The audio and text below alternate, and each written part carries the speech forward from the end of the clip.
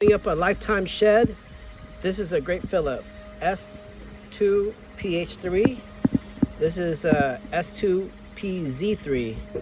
So the PH3 at the end works great on these boats.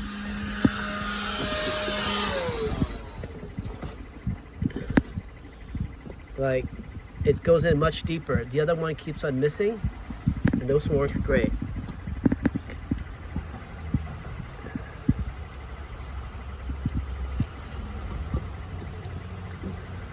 See, look how well it grips on it already. You just put it right in, and just easily in it. Perfect. That's it.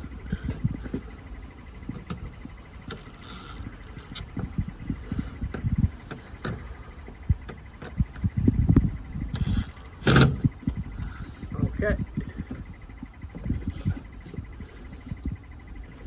How come this one like this?